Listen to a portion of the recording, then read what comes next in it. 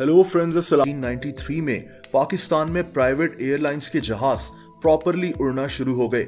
इन्हीं में से एक भोजा एयर थी। अगले कुछ सालों में भोजा एयर के जहाज कई रूट्स पर उड़ना शुरू हो गए, लेकिन दोस्तों कुछ सालों के बाद भोजा एयर मसलों में घिर गई। इनकी फाइनेंशियल कंडीशन यानी मौशी हालात इतने अच्छे नहीं थे। भोजा एयर अपने पार्किंग फाइन्स भी भर नहीं पा रहे थे और इसीलिए ईयर 2000 में भोजा एयर पर यूएई में पाबंदी लग गई। दोस्तों इसके बाद बहुत जल्द भोजा एयर पाकिस्तान में भी बंद हो गई।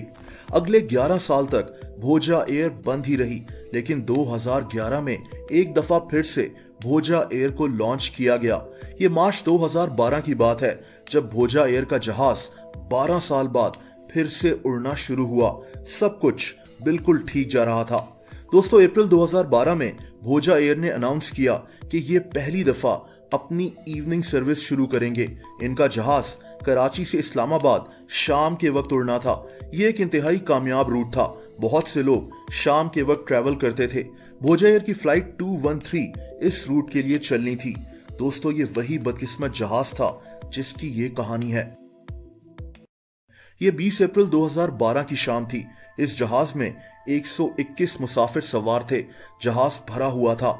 जहाज के कैप्टन 58 साला नूरुल्लाह अफरीदी थे और जहाज के फर्स्ट ऑफिसर यानी दूसरे पायलट 53 साला जावेद मलिक थे। ये दोनों काफी गहरे दोस्त भी थे।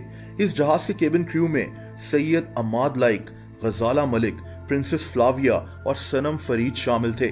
दोस्तों कराची से उड़ने से पहले ही पायलट्स जानते थे कि इस्लामाबाद में मौसम काफी खराब है। इस्लामाबाद में बादल गरज रहे थे, बिजली चमक रही थी। ऐसा लग रहा था जैसे कोई तूफान आने वाला है। दोनों पायलट सफर शुरू होते ही मौसम के मुतालिक ही बात कर रहे थे। दोस्तों मैंने आपको अपनी कई वीडियोस में बताया है कि जहाज में एक डिवाइस लगी होती है जिसे ब्लैक बॉक्स कहते हैं। ये ब्लैक बॉक्स कॉकपिट में बैठे पायलट्स की सारी बातें रिकॉर्ड कर रहा होता है। अगर जहाज को कोई हादसा पेश आ जाए तो ये ब्लैक बॉक्स बच जाता है। बहरहाल जहाज में कैप्टन नूरुल्लाह अफरीदी ने फ्लाइट अटेंडेंट से यह भी कहा कि खराब मौसम की वजह से इस सफर में बहुत बम्प्स आएंगे। दोनों पायलट्स वेदर रडार को भी बार बार चेक कर रहे थे। फर्स्ट ऑफिसर जावेद मलिक ने तो ये भी मशवरा दिया कि जहाज को पेशावर की तरफ ले जाना चाहिए, क्योंकि इस्लामाबाद की तरफ जहाज उड़ाना खतरनाक हो सकता था। लेकिन कैप्टन नूरुल्लाह अफरीदी ने कहा कि मैं इस्लामाबाद में लैंडिंग कर लूंगा। दोस्तों जहाज में मौजूद वेदर रडार में साफ दिखाई दे रहा था कि इस्लामाबाद का मौसम मजीद खराब होता जा रहा है। बहरहाल ये जहाज सफर करता हुआ अब इस्लामाबाद एयरपोर्ट के करीब पहुंच चुका था। अब असल मसला शदीद खराब मौसम में इसको लैंड करने का था। अब कैप्टन नूरुल्लाह अफरीदी की आवाज घबराई हुई लग रही थी। ये नर्वस थे। इनको जहाज की विंडो से खराब मौसम दिखाई दे रहा था। दोस्तों अब कैप्टन नूरुल्लाह अफरीदी ने सोचा कि इस तूफान में कोई छोटा सा गैप निकाला जाए और जहाज को इसी गैप से निकालकर लैंड किया जाए। इनको जमीन पर मौजूद एयर ट्रैफिक कंट्रोलर ने बताया कि इस्लामाबाद एयरपोर्ट के साउथ में तूफान में एक छोटा सा गैप है।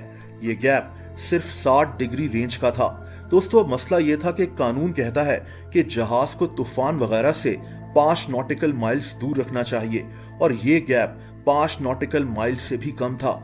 यानी इस जहाज को इस गैप से नहीं जाना चाहिए था, लेकिन ऐसा नहीं हुआ।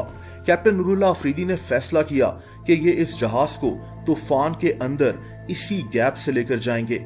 इन्होंने अपना जहन बना लिया था कि चाहे कुछ भी हो जाए इस जहाज को इस्लामाबाद एयरपोर्ट पर उतारना ही है। बल्कि कैप्टन नूरुल्लाह अफरीदी अब काफी सुकून से बात कर रहे थे।